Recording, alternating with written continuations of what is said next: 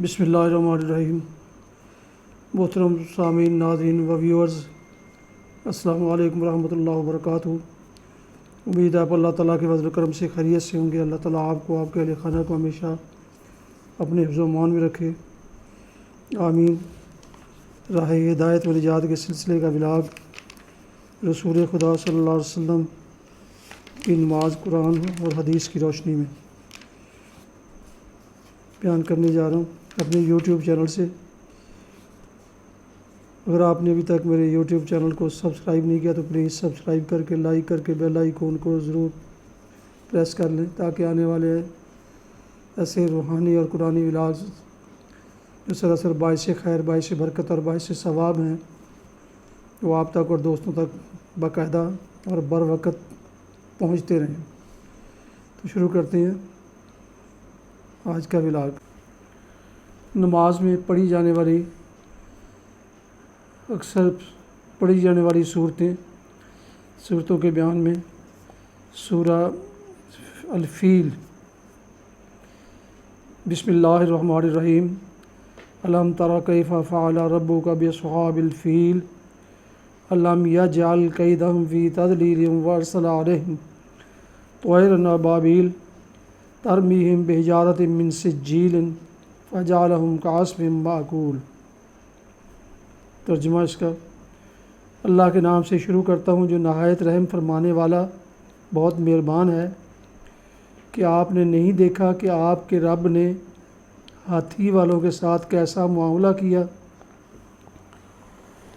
کیا اس نے ان کے مکر کو باطل نہیں کر دیا اور ان پر پرندوں کے جھنڈ بھیج دیے جو انہیں مٹی اور پتھر کی کنکریاں مار رہے تھے، سو انہیں کھائے ہوئے بھوسے کی طرح کر دیا۔ یہ مکی صورت ہے۔ اس کا ترتیب نزول کے اعتبار سے 19 نمبر ہے۔ شان نزول: حبشہ کے بادشاہ کی طرف سے ابرہہ کو یمن کا گورنر مقرر کیا گیا تھا۔ اس نے صنعاء نامی شہر میں ایک کلیسا بنایا تھا۔ اس نے شاہ حبشہ کو خط لکھا: میں نے آپ کے لیے ایک بہترین گرجا تعمیر کیا ہے۔ میری خواہش ہے وہ آئندہ عرب کے لوگ کعبہ کو چھوڑ کر اس معبد یعنی عبادت گاہ میں حج اور طواف کیا کریں۔ جب یہ خبر مکہ میں پہنچی تو بنی کنانہ کے ایک شخص نے غضب میں آ کر اس گرجا میں بول و براز کر دیا۔ یہ دیکھ کر ابرہہ آگ بگولا ہو گیا اور اس نے کہا: اگر میں نے کعبہ کو نہ گرایا تو میرا نام ابرہہ نہیں۔ وہ اسی وقت ہاتھیوں کی ایک فوج کے ساتھ کعبہ پر حملہ کرنے کے ارادے سے روانہ ہوا۔ وہ مکہ مکرمہ سے 2 میل کے فاصلے پر ٹھہرا۔ اس نے اپنے ایک سردار کو حکم دیا کہ مکہ کے لوگوں سے چھیڑ چھاڑ کرے۔ وہ گیا اور سردار قریش کے اونٹ اور مویشی چھین کر لے آیا، جن میں 200 اونٹ حضرت مطلب کے بھی تھے۔ اس کے بعد ابرہہ نے کسی کو بھیج کر بلوایا۔ ابرہہ نے حضرت عبد المطلب کی بہت عزت کی اور ترجمان کے ذریعہ ان میں یہ بات چیت ہوئی۔ ابرہہ نے کہا: تم کیا چاہتے ہو؟ حضرت عبد المطلب نے کہا: تم میرے اونٹ واپس کر دو۔ ابرہہ نے تعجب سے کہا: تمہیں اونٹوں کی فکر ہے اور خانہ کعبہ کی کوئی فکر نہیں، جس کو میں گرانے آیا ہوں؟ حضرت عبد المطلب نے کہا: میں اونٹوں کا مالک ہوں، اس لیے اپنے اونٹ مانگ رہا ہوں۔ خانہ کعبہ کا مالک اللہ ہے، وہ اپنا گھر خود بچائے گا۔ اس گفتگو کے بعد حضرت عبد المطلب اپنے اونٹ لے کر مکہ میں لوٹ آئے اور قریش سے کہا: تم لوگ شہر مکہ سے نکل جاؤ اور پہاڑوں کے دروں میں پناہ لے لو۔ آپ خود چند آدمیوں کے ساتھ خانہ کعبہ میں گئے اور وہاں یہ دعا کی: اے اللہ، ہر شخص اپنا گھر بچاتا ہے، تو بھی اپنا گھر بچا۔ ایسا نہ ہو کہ ان کی صلیب اور ان کی تدبیریں تیری تدبیر پر غالب آ جائے اور اگر تو ہمارے قبیلہ کو ان پر چھوڑنا چاہتا ہے تو تو جو چاہتا ہے وہ کر۔ حضرت عبد المطلب اس دعا کے بعد اپنے ساتھیوں کے ساتھ پہاڑوں کے درے میں پناہ گزین ہو گئے۔ دوسری صبح کو ابرہہ کعبہ کو گرانے کے لیے اپنی فوج اور ہاتھیوں کو لے کر روانہ ہوا۔ جب اس نے ہاتھی کا منہ مکہ کی طرف کیا تو وہ بیٹھ گیا اور بہت کوشش کے باوجود نہ اٹھا۔ پھر اس نے ہاتھی کا منہ دوسری طرف کیا تو وہ تیز بھاگنے لگا۔ پھر جب وہ اس کا منہ مکہ کی طرف کرتا تو وہ بیٹھ جاتا، دوسری طرف کرتا تو وہ چل پڑتا۔ اسی اثناء میں اللہ تعالیٰ نے سمندر کی طرف سے پرندوں کے گول بھیجے۔ ان کی چونچ اور پنجوں میں کنکریاں تھیں۔ انہوں نے وہ کنکریاں برسانی شروع کر دیں۔ جس شخص پر وہ کنکری گرتی وہ ہلاک ہو جاتا۔ ہر کنکری پر اس شخص کا نام لکھا ہوتا تھا۔ وہ کنکری اس کے سر میں گھستی اور اس کی مقد یعنی بڑی پیشاب گاہ سے نکل جاتی۔ یہ دیکھ کر ابرہہ کا لشکر بھاگ نکلا اور اللہ تعالیٰ نے دشمن سے اپنا گھر بچا لیا۔ تشریحی نکات۔ یہ واقعہ نبی کریم حضرت محمد صلی اللہ علیہ وسلم کی ولادت باسعادت سے 50 یا شیخ عبدالحق محدث دہلوی کی مدارج الطیات میں درج شدہ تحقیق کے مطابق 55 دن قبل پیش آیا۔ یہی آپ صلی اللہ علیہ وسلم کا سال ولادت ہے، اسی لیے اس کو عام الفیل ہاتھیوں کا سال کہتے ہیں۔ یہ بھی کہا جاتا ہے کہ یہ واقعہ آپ کی بعثت سے 40 سال قبل پیش آیا تھا۔ آپ صلی اللہ علیہ وسلم کے اعلان نبوت کے کچھ دن بعد یہ صورت نازل ہوئی تھی۔ یہ واقعہ بڑے تواتر کے ساتھ ثابت ہے، نہ صرف مکہ میں بلکہ پورے عرب میں ہر کس و ناقص کو اس کا علم تھا۔ اس کا علم ایسا یقینی تھا کہ جیسا کہ کسی چیز کو دیکھ کر اور مشاہدہ سے یقینی علم حاصل ہوتا ہے۔ اس لیے اللہ تعالیٰ نے سورہ فیل کے آغاز میں فرمایا، کیا آپ نے نہیں دیکھا، یعنی آپ اس کو بخوبی جانتے تھے۔ اس واقعہ میں اللہ تعالیٰ نے اپنی عظیم قدرت کا ظہور فرمایا اور اپنے محبوب صلی اللہ علیہ وسلم کا شرف و اعزاز ظاہر فرمایا۔ اس معجزہ کو آپ صلی اللہ علیہ وسلم کے اعلان نبوت سے پہلے ہی اس طرح مشہور کیا کہ کسی بڑے سے بڑے دشمن کو بھی سر منہ مجال انکار نہیں تھی۔ فرض کرے اگر یہ واقعہ پیش نہ آیا ہوتا تو مخالفین آسمان سر پر اٹھا لیتے اور بانگِ دہل اس کی تکذیب کرتے، مگر کسی کو بھی یہ جرأت نہیں ہو سکی۔ اس سے معلوم ہوا کہ یہ ایک ثابت اور تسلیم شدہ حقیقت ہے۔ حضرت ابن عباس رضی اللہ عنہما نے فرمایا، جو پرندے جھنڈ بنا کر آئے تھے ان کی سونڈ بھی تھی اور پنجے بھی تھے۔ یہ پرندے سبز اور زرد یا سیاہ رنگ کے تھے اور یہ سمندر کی جانب سے آئے تھے۔ ان کے منہ اور پنجے میں کنکر تھے۔ ان ابابیل پرندوں نے اپنی چونچ میں ایک اور اپنے پنجوں میں 2 کنکریاں، یعنی ہر پرندے نے کل 3 کنکریاں اٹھائی ہوئی تھیں۔ ہر کنکر پر ابرہہ کی فوج کے سپاہی کا نام لکھا ہوا تھا، جس کے سر پر لگتی اس کو ہلاک کر کے اس کی مقد یعنی بڑی پیشاب والی جگہ سے باہر نکل جاتی تھی، اس کو ریزہ کر دیتی تھی۔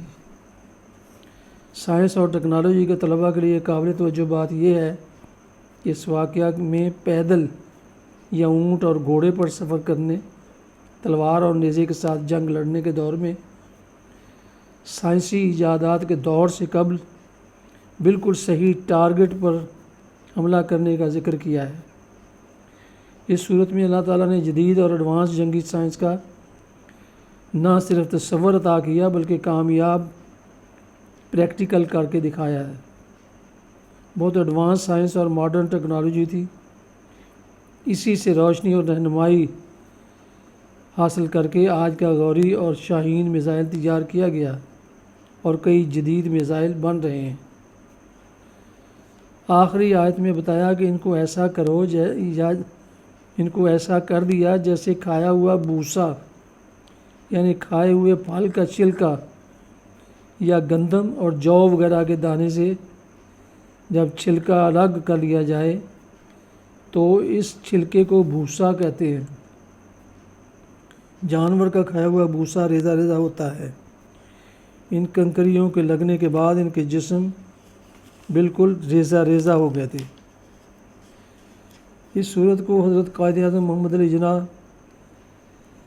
رحمۃ اللہ علیہ اکثر اپنے کمرے کی تنہائی میں رات کے وقت بڑے ذوق و شوق سے تلاوت کرتے تھے۔ یہ ان کا خادم سنتا اور آپ دعا کرتے کہ مولا تو ابابیلوں سے ہاتھی مروا سکتا ہے، مجھ کمزور ناتواں ابابیل سے ہندو بنیاں اور انگریز ہاتھیوں کو شکست دلوا دے۔ اللہ تعالیٰ نے ان کی یہ دعا قبول فرما کر ان کو بانی پاکستان بنایا اور برِ صغیر کے مسلمانوں کو اسلامی جمہوریہ پاکستان کا عظیم تحفہ عنایت فرمایا۔ سورہ القریش۔ بسم اللہ الرحمن الرحیم۔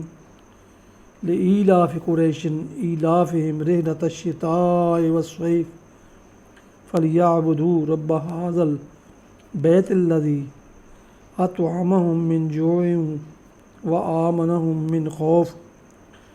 اللہ کے نام سے شروع کرتا ہوں جو نہایت رحم فرمانے والا بہت مہربان ہے۔ قریش کو رغبت دلانے کے لیے انہیں سردی اور گرمی میں تجارتی سفر سے مانوس کیا، بس انہیں چاہیے کہ وہ اس کے گھر کے رب کی عبادت کریں جس نے انہیں بھوک میں کھانا کھلایا اور ان کو خوف سے امن میں رکھا۔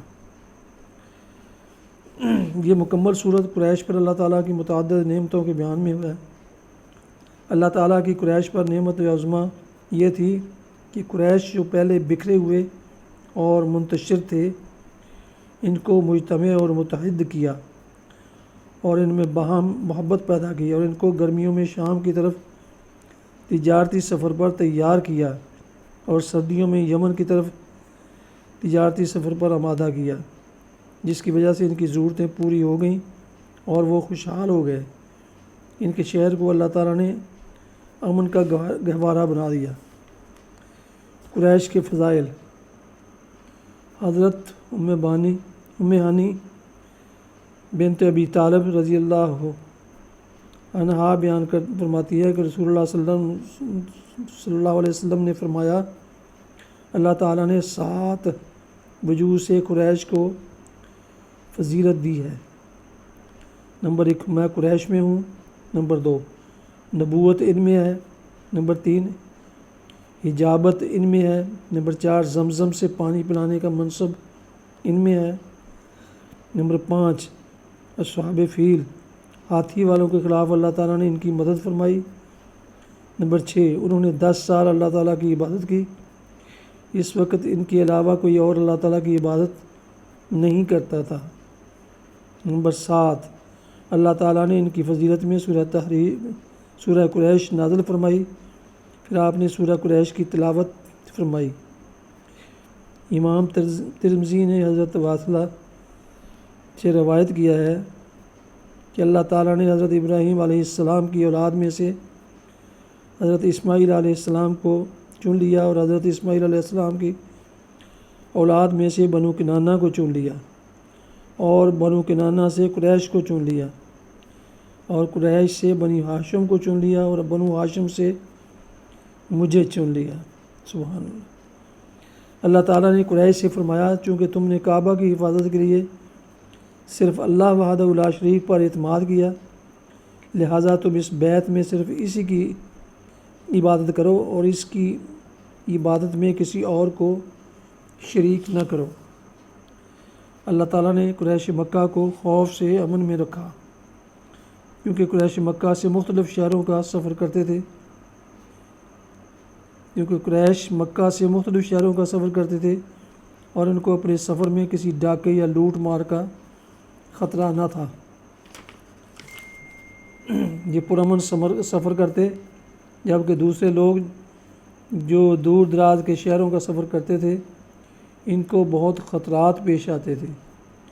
دوسری بات یہ ہے کہ اللہ تعالیٰ نے اصحاب فیل یعنی ہاتھی والوں کو ہلاک کر کے ان کے شہر کو اور ان کے سفر کو مامون بنا دیا تھا۔ ضحاک اور بہ نے کہا ہے کہ اللہ تعالیٰ نے ان کو جذام کی بیماری سے مامون کر دیا، اسی وجہ سے مکہ مکرمہ کے باشندوں پر کبھی جذام نہیں آیا۔ ابھی آپ راہ ہدایت و نجات کے سلسلے کا ولاگ رسول اللہ صلی اللہ علیہ وسلم کی نماز قرآن اور حدیث کی روشنی میں سماعت فرما رہے تھے، جس میں نماز میں پڑھی جانے والی صورتوں کے ضمن میں سورہ فیل اور سورہ قریش آپ کی خدمت میں اس کی تلاوت اور ترجمہ اور اس کی تشریح بیان کی گئی۔ ولاگ ختم کرنے سے پہلے ایک دفعہ پھر گزارش ہے کہ اگر آپ نے ابھی تک میرے یوٹیوب چینل کو سبسکرائب نہیں کیا تو پلیز سبسکرائب کر لیں اور لائک کر کے بیل آئیکن کو ضرور پریس کریں تاکہ آنے والے ایسے نوٹیفیکیشنز باقاعدہ اور بروقت آپ تک اور دوستوں تک پہنچتے رہیں۔ اللہ تعالیٰ آپ کا حامی و ناصر ہو۔ اللہ تعالیٰ آپ کو، آپ کے اہل خانہ کو ہمیشہ اپنے زمان میں رکھے، آمین۔ اپنا بہت خیال رکھیے گا، اپنی دعاؤں میں پاک وطن، والدین، آباء و اجداد، اعزاء و اقارب کے علاوہ اس ناچیز کو بھی شامل فرمائیں تو انتہائی شکر گزار ہوں گا۔ ختم کرتے ہیں اس دعا کے ساتھ کہ آپ جہاں بھی رہیں، آپ اور اہل خانہ جہاں بھی رہیں، خوش رہیں، شاد باد رہیں۔ السلام علیکم ورحمۃ اللہ وبرکاتہ۔ خدا حافظ۔